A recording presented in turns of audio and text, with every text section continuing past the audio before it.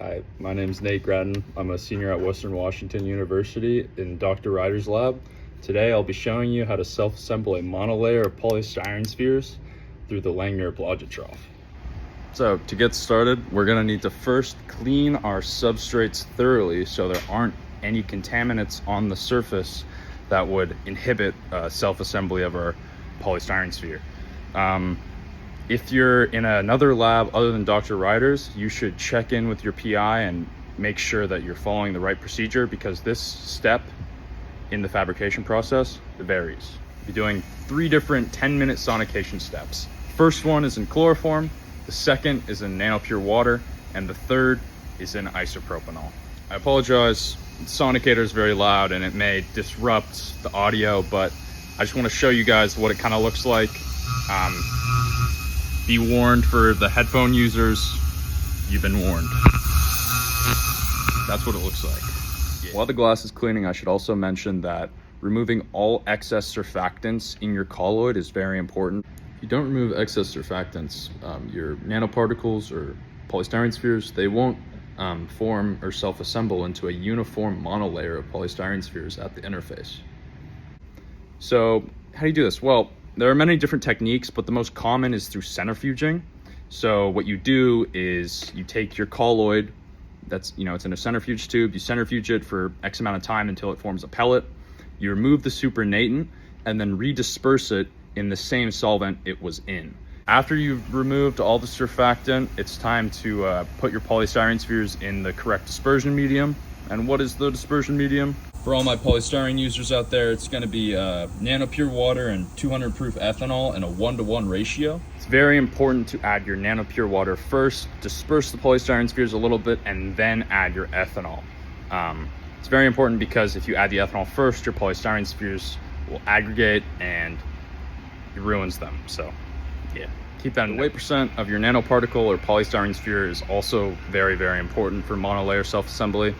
I've only worked with polystyrene spheres, and in my experience, the most successful weight percent to work with is like 2 to 3 weight percent. Those have formed the best monolayers in my work, but if you're working with any other material, it definitely depends, and I would talk to your PI. So I got my substrates in the plasma etcher. I'm gonna let these plasma etch for like 15 minutes, and yeah, I'm gonna walk down to the LB and we'll get started. So right in front of me is the Langmuir-Blodgett Trough, and to start, you want to turn it on. Make sure the light's on. Lift this up. Before you get started, you want to make sure everything's aligned. So if you look over here, you want to make sure that bubble is resting in the middle of that circle. To make sure the circle is aligned, you can adjust these knobs right under the legs to move it around, and once it's in the middle, you're ready to go.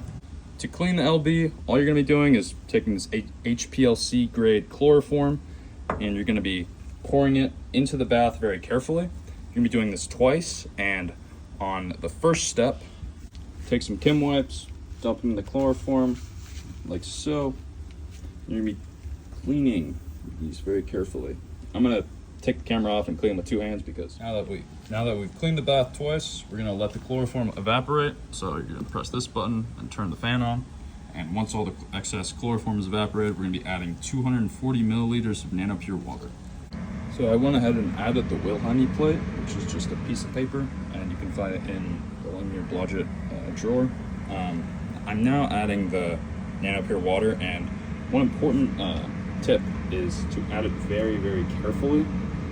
You don't want to add it really, really quick, because you don't want any water getting out of the bath. So add it very, very slowly and carefully, just like that. Substrates have been plasma etching for about 15 minutes, so I'm going to remove them and then bring them down to the LB trough. Okay, so I'm going to be removing the substrate from the plasma etch chamber, bring it down to the LB trough using my tweezers, and I'm going to dry it to remove any dust or any contaminants touching it. So yeah, here we go. Dust off.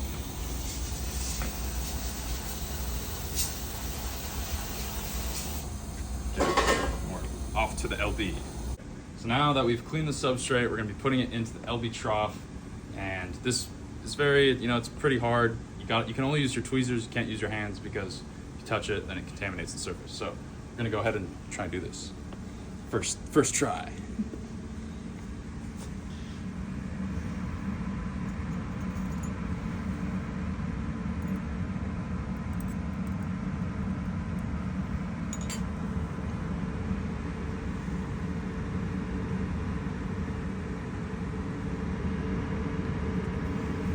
Just like that. That's how you put it on. Okay, now we're gonna submerge the substrate, and to do that, you need to first turn on the instrument, and there's a little switch back here. Gonna turn that on. Oh yeah. Also turn on the computer. Okay, now that we're logged in, we're gonna go to this software right here, double click. Once we're here, we're gonna go to LB Control Software, press that one. You're gonna get this pop up. I'm gonna press manual control. I'm gonna get this pop up. And once you press manual control, you'll be able to see the surface pressure reading. So you're gonna come over here, press that down button, and it's going to gradually go down into the bath. You wanna make sure that you don't fully submerge it. You just wanna stop right below that F. So I'll show you when. Stop it, you press that pause button. There, that's perfect right there. We're gonna go ahead and close this, turn off the fan, and then we're gonna run our first isotherm to verify that the water is pure and that there aren't any contaminants or particles floating on the surface. So we're gonna type in our name, press ISO, start. First isotherm, you wanna use these parameters, a target of 10 millinewtons per meter and a rate of 50 millimeters per minute. Want to make sure you're recording, so record that, and then go ahead and press go. Once you've run your first isotherm, you want to make sure that your surface pressure reading is 1 millinewton per meter. And once you've confirmed that, you want to go ahead and zero the balance, and then you're going to expand the LB trough. Press that button, and you're going to expand it until about 70 millimeters, and you're going to stop it once it gets to 70 millimeters. Just below, but that's all right. Now we're gonna go ahead and set up the ramp, and that's just a clean microscope slide that we already plasma etched, and we're gonna set it up right there, and then we'll start dispersing the polystyrene. You're gonna set up your ramp like so, and then you're going to get your polystyrene colloid. Okay, so now that we got everything set up, we're gonna start putting the polystyrene onto this ramp. Before we do that, we're gonna wet the ramp a little bit with some nanopure water. Don't need much, just 50 microliters is good. That much is perfect. Now we got our polystyrene colloid. It's fully dispersed, so it'll take about like 200 microliters. Fill it up.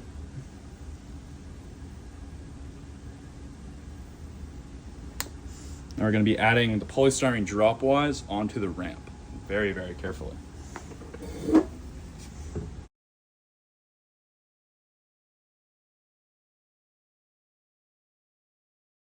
So I went ahead and dispensed 400 microliters of polystyrene colloid, and now I'm going to remove the ramp and let the excess solvent evaporate. So I'm going to go ahead and close this, turn on the fan, and we're going to leave this here for about 30 minutes. Okay, so it's been about 30 minutes. Now it's time to do our second isotherm. We're going to be compressing the polystyrene spheres that are resting at the interface. We're going to be compressing them until we see a point on the surface pressure versus area graph that tells us that we've compressed the polystyrene to a maximum.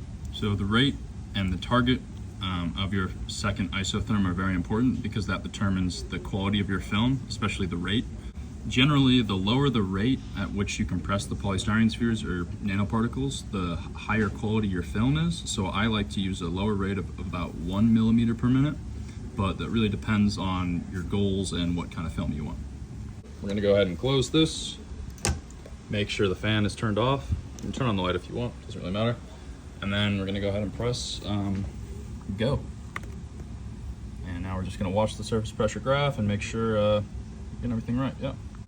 As you can see, the surface pressure is gradually increasing as we compress the film. Now we're going to be watching this until there's a slight decrease in the surface pressure, and that's an indication that our film is ready to deposit onto our substrate. When you shine a light at the polystyrene film resting at the interface and see a bunch of rainbows, or you see that diffraction effect, that's a really good sign that everything's going smoothly and your polystyrene spheres are packing uniformly across that interface. As you can see, there's starting to level out, so this is the perfect time to start the deposition. So you're going to go ahead and save, you're going to stop and then save and keep the data. We're going to go ahead and start the dip, press dip, go ahead and name it, start.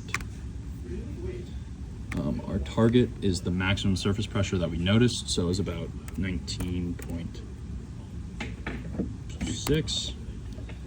Use the same rate, and then we're going to press go and hold.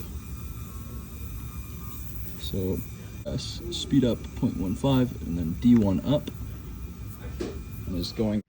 The LB trough is now removing the substrate and in turn depositing all the polystyrene spheres onto the substrate surface. We're going to go ahead and turn on the fan to let the polystyrene spheres fully dry on the surface of the substrate. And while they're drying, we're going to go ahead and start cleaning the LB trough. All right, so to start the cleaning process, first want to expand the barriers and get yourself set up with a 5 milliliter micropipette. And pretty much you're going to be carefully micropipetting the solution into a waste container until it's all gone. Okay, so the substrate is pretty much fully dry and I removed all the water, so now it's time to remove the substrate and put it in its designated petri dish. So I'm gonna be cleaning the LB trough now with the substrate gone. So we're just gonna be washing it with chloroform, just like the first step, and we're gonna be cleaning the barriers, and then make sure to leave the LB trough just like this with the barriers pointed up. Go ahead and close this, turn off the light, turn off the fan. And now we can get started and extract our data. To extract our data, going back to this main menu, and you're gonna press this file button. You're gonna scroll down to your measurement, double click it, and then go to the very top where it says copy data to clipboard. Go ahead and copy everything. I'm gonna go ahead and open Notepad. This open, go ahead and just paste. File, save as. Go ahead and name your file and save it in your designated area, and boom, you're all good. So we're gonna go ahead and close this software. We gotta make sure we turn that off. That all turned off, the software closed. Now you can just turn this off, and you've successfully just done your first polystyrene monolayer deposition.